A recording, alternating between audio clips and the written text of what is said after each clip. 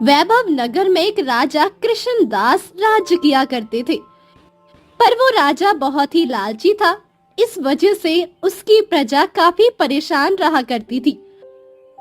एक बार राजा आराम से दरबार में बैठा हुआ था, तभी वहाँ मंत्री आया और बोला, महाराज, इस बार आप किसानों से कर नहीं लेंगे? अरे किसने कहा नहीं लेंगे? हाँ हाँ जरूर लेंगे। आपने बताया नहीं, इस वजह से।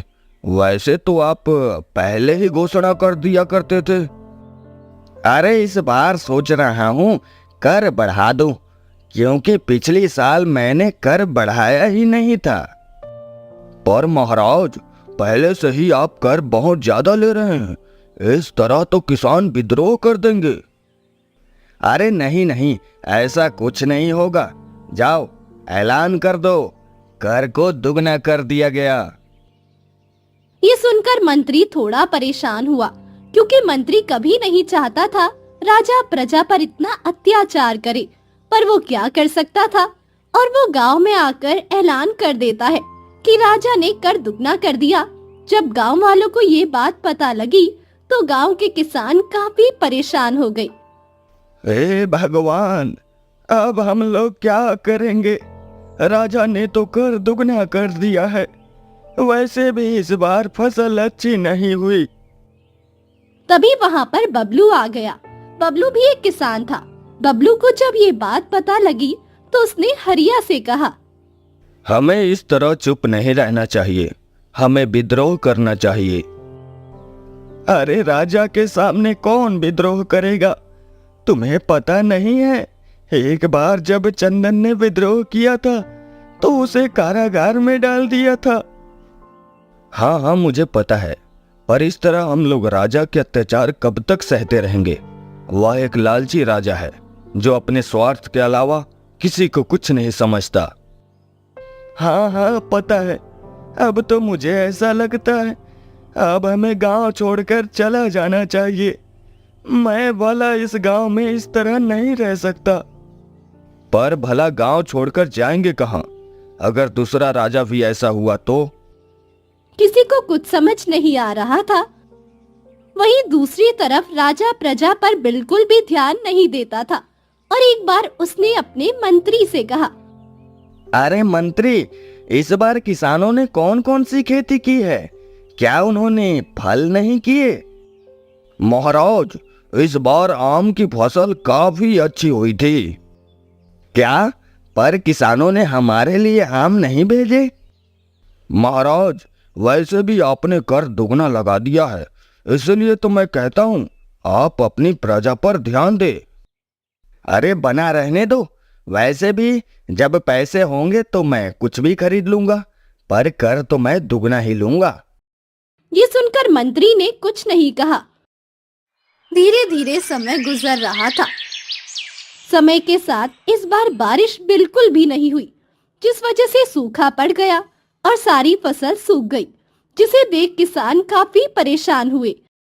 अरे इस बार तो सूखा पड़ गया है, अब हम लोग क्या करें? क्योंकि गर्मी की वजह से फसल हो नहीं रही। बबलू भी काफी ज्यादा परेशान था, क्योंकि उसकी सारी फसल खराब हो गई। बबलू को इस तरह परेशान देखकर उसकी पत्नी सीमा ने कहा, अजी, आप इतने परेशान क्यों लग रही हैं? तुम्हें तो पता ही है, हमारी फसल खराब हो गई और अब हमें राजा को कर भी देना है। अजी, आप राजा से बात कीजिए ना, शायद वो इस बार कर ना ले।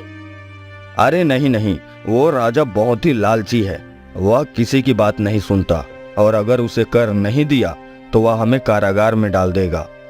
पता नहीं हमारी नसीब में कैसा राजा है, दूसरे राज्य में कितने अच्छे अच्छे राजा हैं। हाँ सही कह रही हो, वहाँ के राजा वर्ष में एक बार कर लेते हैं, जबकि हमारा राजा वर्ष में 2 बार कर लेता है। ये सुनकर सीमा भी काफी परेशान हुई, पर बबलू के दिमाग में कुछ चल रहा था और उसने कहा, तुम चिंता मत करो, मैं कहीं न कहीं से पैसों का इंतजाम कर लूंगा। ये कहकर बबलू वहाँ से चला गया, जिस पर सीमा ने कहा, पता नहीं ये कहाँ से पैसों का इंतजाम करेंगे, वैसे भी घर में तो कुछ भी नहीं है, सारा पैसा तो राजा को कर देने में ही चला जाता है। वहीं दूसरी तरफ बबलू अपने खेतों पर आया और मिट्टी को देखने लगा, जो पूरी तरह से सूख चुकी थी। मिट्टी को देखकर उसने कहा, इस मिट्टी में क्या किया जाए?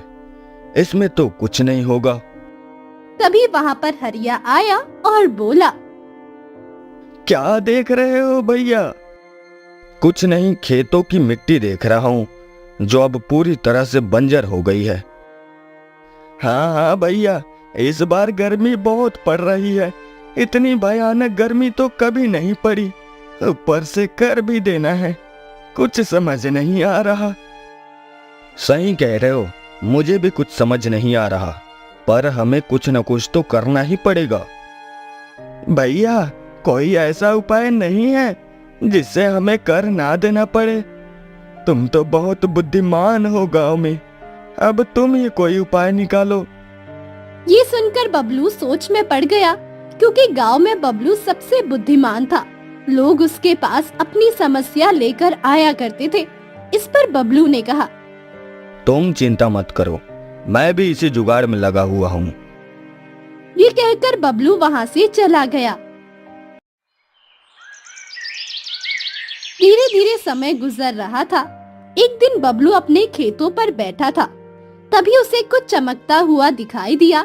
जब वो वहाँ आया तो हैरान हुआ, क्योंकि वहाँ एक तेज रोशनी निकल रही थी। जब उसने उस चीज को उठाकर देखा तो वो एक सुनहरे रंग का पत्थर था। इसके बाद वो उस पत्थर को लेकर घर आ गया। अरे, यह पत्थर कैसा है? इसमें से बहुत तेज रोशनी निकल रही है।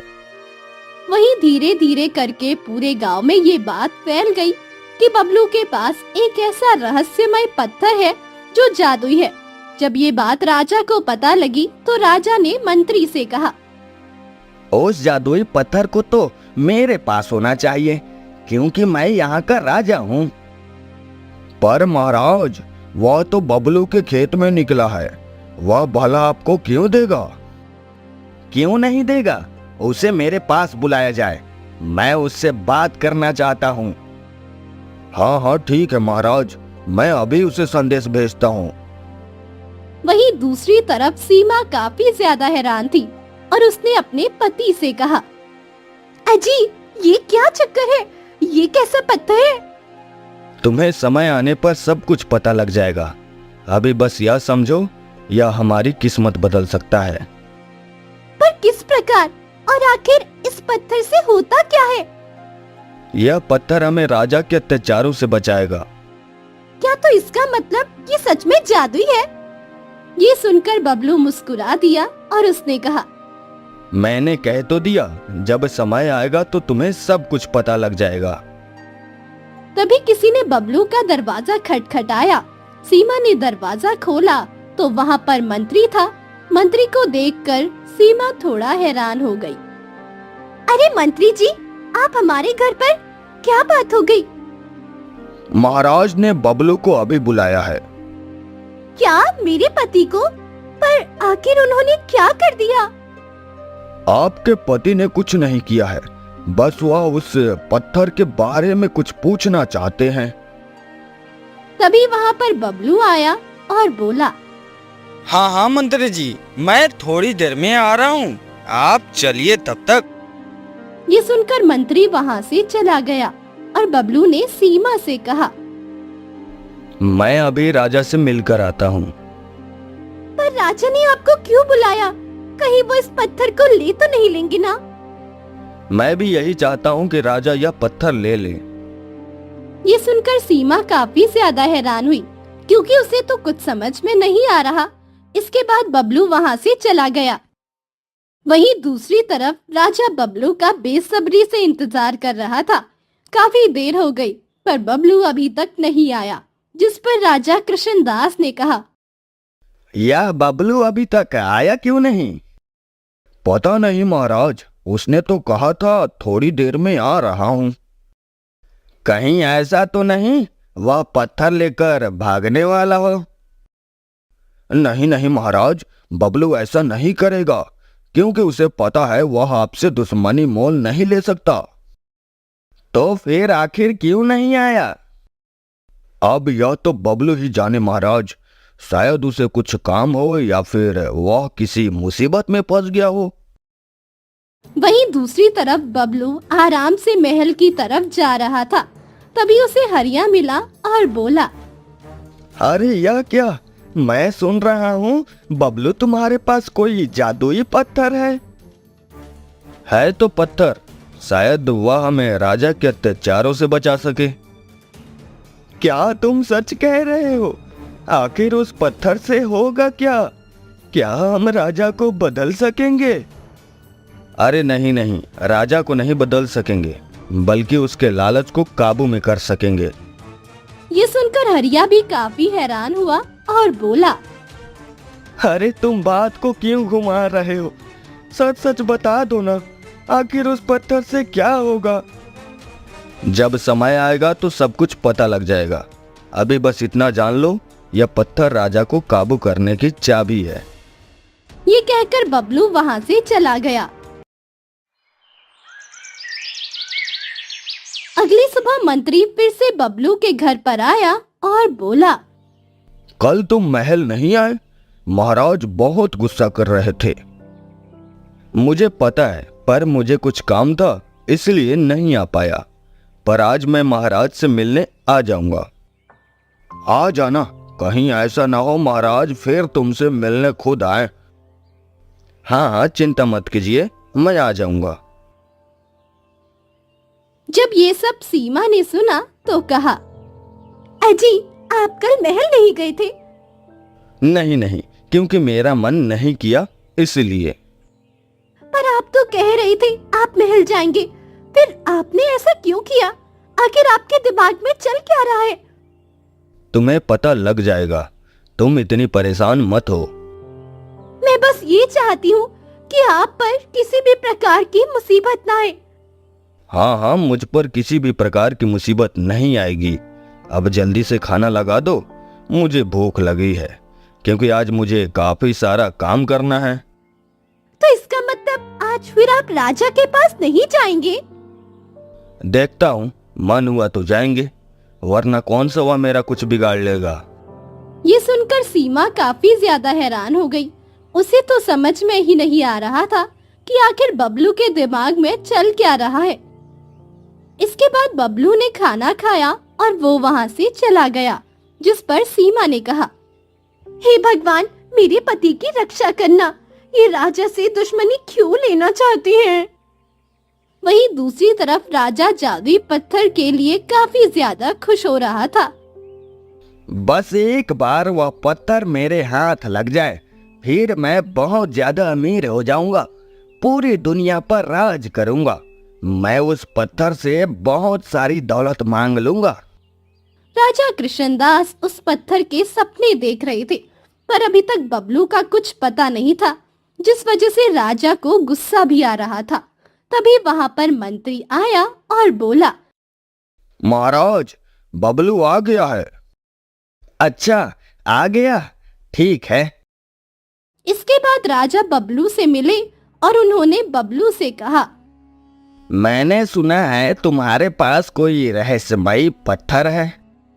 हाँ महाराज, है तो पत्थर, वह मुझे मेरे खेतों में मिला। बताइए। वह पत्थर मुझे दे दो। पर क्यों महाराज, वह पत्थर मैं आपको क्यों दे दूं? क्योंकि वह तो मेरे खेतों में निकला है। तो क्या हुआ, मैं यहाँ का राजा हूँ, तुम्हें मेरी आज्ञा माननी ही पड़ेगी। नहीं नहीं, या तो आप अन्याय कर रहे हैं, और वैसे भी वह जादुई पत्थर है।